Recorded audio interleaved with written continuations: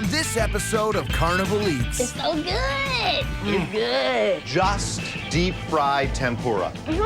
That is a burger. Oh my God, there's a party! It's magic.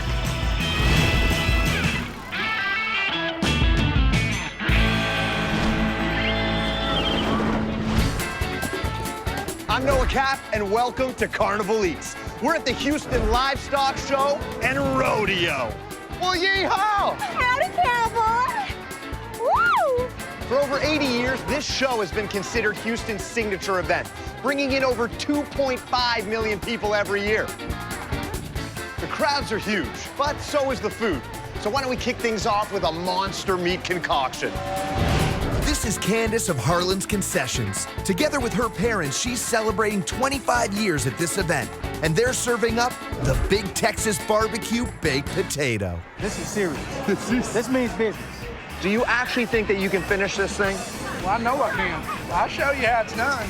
This is one of those things when you see it, you've got to try it. I'd like to introduce you to Candace. Hey. Candace, I was under the understanding that you were debuting a brand new item called the Big Texas Barbecue Baked Potato. Well, I'm looking at meat, only meat. What is the first step to make this let me tell you the potato? first step, okay? We have to start with a big 40-pounder. There it is. Look at her. She's just an Idaho potato. You love Idaho. We all love Idaho. This is what we put in her. Sour cream. And the butter is just gonna melt. Come on, butter. And then we're gonna drizzle American cheddar cheese. Of course we are. Cheese. Anywhere else, that potato would be a meal on its own. But this is Texas, and we need barbecue. So Candace is gonna show us how she prepares her ribs and brisket. We start with our famous Harlan seasoning. Okay, now this is a little secret, okay? I can't tell you everything. You can't tell me everything, but you can tell me something. I'm gonna tell you something. It's salty. And then this is some good garlic salt. Has a little kale. Now, you know kale is a superfood. So, hey, for the healthy people, here you go. I mean, you're not coating it. You're giving it just a nice kind of dusting. A nice kind of dusting. We're gonna do both sides of it. But see, with the brisket, you gotta grab the whole thing, because see, he got all these layers. Ooh, I gotta really get it into You're him. going deep. And he like put me on the pit. He is ready to go. After 3 hours in the smoker, the meat is ready to serve. Now, what we got out the smoker, baby, is we got the rib. There they are. We got that brisket, we got the turkey, and we got the sausage. That's a beef and pork sausage. But what we do, we put all 4 meats on here. Now, when you slice brisket, you have to slice brisket against the grain, baby, okay? Look at that. That's a monster. Let me show you something else, because you ain't ready. Watch this. Go on, eat that baked potato. Ooh, no, you baby, you want to get in there and try to get with you? Wow. The baked potato is this hidden gem, but really it's like a buffet. That turkey, which is fresh and juicy, you can hit it with the sausage, brisket as good as it gets. And then you've got this rib. It's so good. It's good. And all of it slathered in that homemade special sauce. You want a tip? Yes. Keep making more of these. Give me 5, baby. That's delicious. You know, I've never had anything like this. Can't stop eating it. It's been smoked to perfection. Just juicy. I couldn't stop. Nothing but love. Nothing but love. Next up, Randy's the 4th generation of his family to be serving up meaty treats. This year, they won the Golden Buckle Award for their half-pound Texas chili burger. Did I interrupt a moment there? Were you? Yeah, I was having a moment with my food. I can do this. Everything's bigger than Texas, so you gotta go big. So how do we build the half-pound Texas chili burger? With the chili. Here we go. Chili is a serious business in Texas. Randy starts by sauteing sweet onion, bell peppers, jalapenos, garlic, and chilies. So we're gonna saute this 3 to 5 minutes. That's ready to go. So now it's time to add the meat. Randy uses smoked sausage, sirloin beef patties, and certified Angus beef cubes seasoned with smoked paprika, salt, pepper, garlic, and onion. That's cooked for 3 to 5 minutes until brown. This is where it becomes chili. Okay. To finish the chili, Randy adds spices like thyme, smoked paprika, oregano, cumin, and chili powder. The one thing he doesn't add? Beans. Traditional Texas chili is bean-free, but Randy does add one secret ingredient: dark Texas beer. Diced tomatoes. Is this the final ingredient? For the chili, yes. Just in case you forgot, we still have a burger to build. Let's do it. First step, the bun. Local baker, delivered daily. Single patty, certified Angus beef, the cheese. Lettuce, tomato, pickles, ready to go. Now we hit the chili. On top of the chili, there's a generous ladle of Tex-Mex queso sauce and 2 thick-cut pieces of smoked bacon before the bun goes on top. I know when I need a bib. Oh, yeah. And I'm comfortable enough to admit it. Oh, yeah. That is a burger. That is an experience. You pick up on that comfort feeling you get from chili, and then into that beautiful kind of Angus patty in there. I mean, slathered in cheese. You got your smoked pecan wood bacon. It's what we call the layer effect. You want different flavors to hit that palate. Your tongue is excited right now. You want it to say, oh my God, there's a party! Oh man, this is fun, this is sloppy, this is what a burger is supposed to be. This is gonna get messy. Ooh. Oh! The meat is cooked just right. Probably one of the best burgers I've ever had. I got chili, pickles, and meat. Sounds like a good day at the carnival to me. Coming up. Oh! Oh, wow, man. These things are fantastic. Like, bam.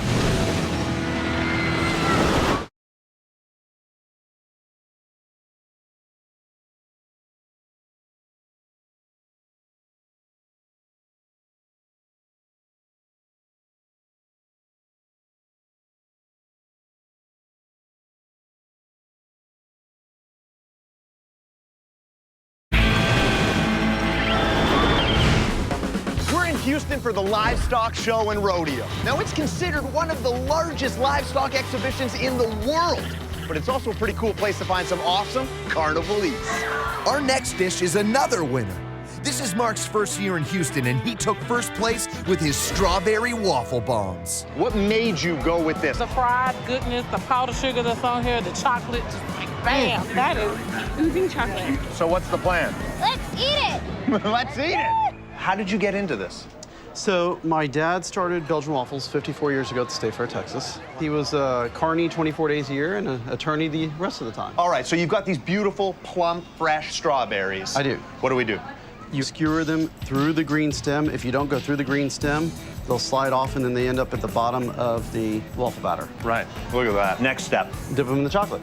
Mark uses a 60% dark chocolate. What do we do now? They go in the fridge. Mark already has some of his chocolate-coated strawberries chilled and ready for the next step. You want to dip all the way down into the batter. Belgian waffles are thicker and fluffier than regular waffles, so this batter creates a pillowy cover for the strawberries. You actually have to hold them in the fryer until they're ready to float. Right. 45 seconds, a minute. Quick. Yeah. Pull it out, and then it goes with powdered sugar. And just like that, you've got some waffle balls. Oh, wow, man. These things are fantastic. You've got that hot, crispy, beautiful waffle batter on the outside, but inside soaking in 60% pure chocolate, all coated in that delicious powdered sugar. It's magic. Oh! On a scale of 1 to 10. 12. There we have it. Extra awesome. That is delicious. I'd say top 5 in my entire life.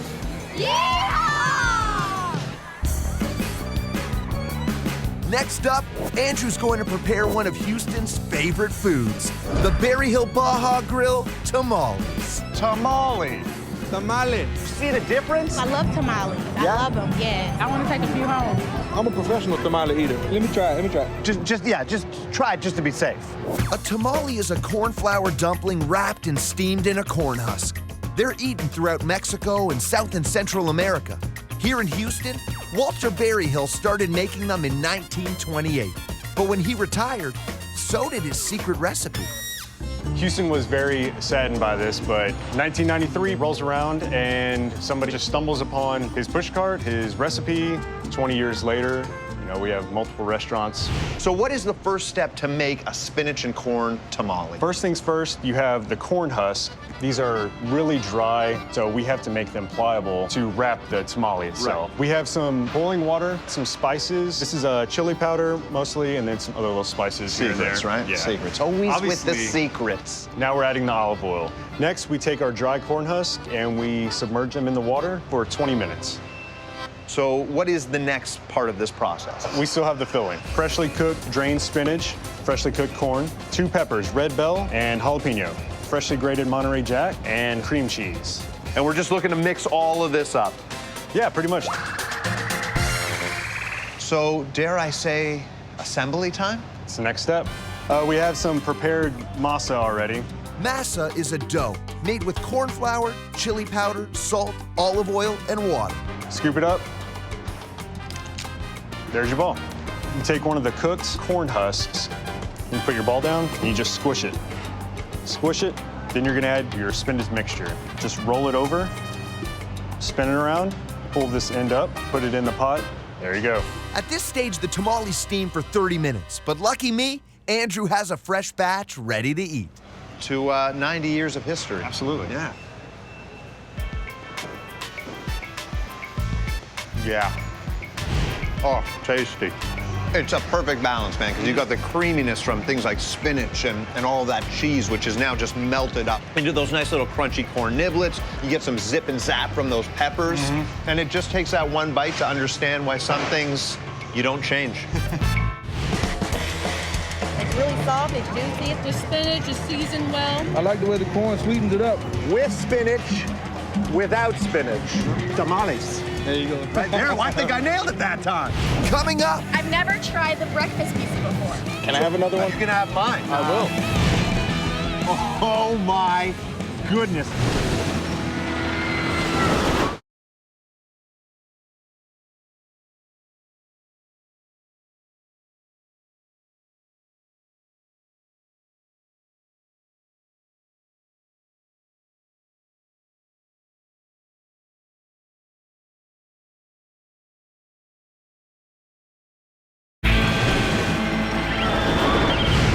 welcome back to Carnival Eats. In Dunwoody, Georgia, they've taken the expression, when life hands you lemons, make lemonade to a whole new level by creating Lemonade Days. The festival is a fundraiser for the local Preservation Society and is the community's biggest event of the year. The food? Well, the food is what brings the crowds in. Now, meet Lima of Dogs on Wheels. She's serving up a hot dog dish that sounds so wrong, it must taste right. The funnel cake dog. Every fair I go to, I get a corn dog. But a funnel cake corn dog? When you see something like this, and you like those three things, you gotta get it. Who has ever heard of meat and brownies together in one place in my mouth? Oh, in your mouth. I've never heard of that. Tell me how you came up with this creation. Well, it was just cravings for a dessert dog. And you're here to fill that need. So we're gonna start with some all beef steamed fresh dogs, thread it, dip it into the funnel cake batter. This is what I'm talking about. You are loading it up. Yeah. Once it's battered, it's fried at 400 degrees for 3 to 5 minutes. This is good. Then we're gonna start drizzling it with peanut butter sauce. This creamy sauce is a snap to make, using smooth peanut butter, cream, sugar, and corn syrup. And then we're gonna crumble it. Brownies? Homemade peanut butter brownie crumble. To top the dog, Lima adds whipped cream, caramel, and chocolate sauce. There it is. There it goes. We're going in. It's going in. Mmm. That thing is unbelievable. Oh my God. That thing is ridiculous. The hot dog totally works. It's juicy. The batter's perfect. It's just a nice little golden kind of extra crunch that it gives you. Those chunks of homemade brownies. And I don't know why, I don't know how, but it works. Lima, hot diggity dog, you've done it. Let's get it. It all just melts into one in your mouth. You cannot forget that peanut butter. I had to have another one. Can I have another one? You can have mine, man. I mean, I will. Also, there's something on your face. Yeah. You know how Mom always says breakfast is the most important meal of the day? Well, now both of you can be happy because Debbie has invented my new favorite food, the Rise and Shine Pizza. I've never tried the breakfast pizza before. I want to taste it. Don't do it. It's not even breakfast time. Always breakfast time. How did you get into this world, first and foremost? We have 5 kids, and they love making homemade pizza. So we purchased the oven and hit the road. How do we start this process? Because you're doing everything from scratch. We got to make the dough, and we use double O flour only. Why? It's just super fine, and it doesn't burn on the oven. So we put the flour in, just a pinch of sugar, salt, and yeast, a couple tablespoons virgin olive oil, and some water. Then you're going to knead it out until it becomes, more pliable. You're going to knead it out, flip it, and turn it. So we're going to set that aside and let it sit probably a good 4 hours. Please, Mama, tell me that you've got one that's already been proved. It's right in here. Oh, look at this convenience. Now we're going to stretch it. Do you want me to show you how it's done? Okay. Hey-oh! Nobody thought I was going to do that, Now including me. top that. Now we're going to top it. And here's where Debbie's pizza genius comes into play. Instead of sauce, Debbie uses 2 beaten eggs per pizza. So then we're going to put our mozz. Can never go wrong with bacon. Look at that. And some sausage. I do hot and mild together, and a little bit of Romano. And there you go. Goodness. Now it's into the pizza oven to cook at 850 degrees for 2 minutes.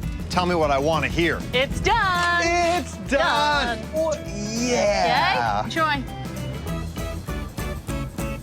Oh, yeah. This is a travesty that it's taken this long for me to find out about this thing. What's amazing about this is that everything's cooked just the right way. Good. The cheese is melted. The sausage is super smoky and a little bit spicy. Bacon's crunchy and crispy. Dough has got a nice kind of crunch and crust to it on the outside. Breakfast is the most important meal of the day. It's now the most delicious meal. Oh my gosh. This is delicious. It's the eggs that kind of kick it up. It's breakfast for dinner. It's pizza. I'm not gonna share. I got the feeling. Now I gotta finish it before my wife comes back. Coming up, Japanese-Mexican fuse. 2 of my favorite foods. Oh my goodness.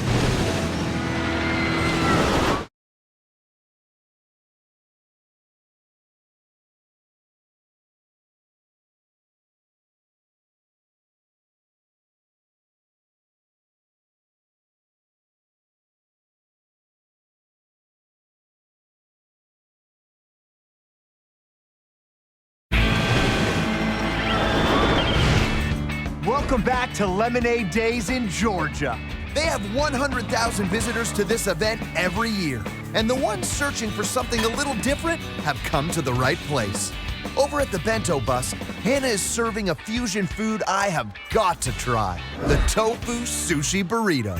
What have you got there? I have a sushi burrito. Have you ever had a sushi burrito? You had sushi? Yeah, who has had sushi? Sorry. Two of my favorite foods. I'm hoping it tastes like sushi. There's only one way to find out. This is Hannah, and you have found a way to take two types of food and combine them in a way that I never would have thought possible. Sushi burrito. All right. How did you come up with this idea? The way I make it is sushi and roll it up like a burrito. So you just hold it in one hand and just walk around and then just eat it. Handheld, key component to good carnival food. Let's get this party started. Okay, this is soy wrap thin paper made with sesame. This wrap is made from soybeans and is available at Japanese specialty stores or online. And this is white rice. Take a handful and spread it out. This is my tofu. It's crumbled with hands so that each piece of the tofu absorbs more flavor. Hannah flavors her tofu with sesame oil, sesame seeds, soy sauce, and fish stock, making this a delicious, healthy indulgence. And now, this is gonna be crunchy. This is gonna be, oh, speaking of crunchy. This is tempura beets. Just deep fried tempura. Then this is hand-shredded seaweed and yum sauce. How do you make yours? Well, it's highly confidential, so I cannot disclose all the ingredients in here. I mean, mayonnaise has to be in there. Yes, and chili. Fish stock. Am I saying too much? A little bit. You should stop right there. So. Oh, you're really loading that thing up. Of course, this is moment of truth. Ta-da.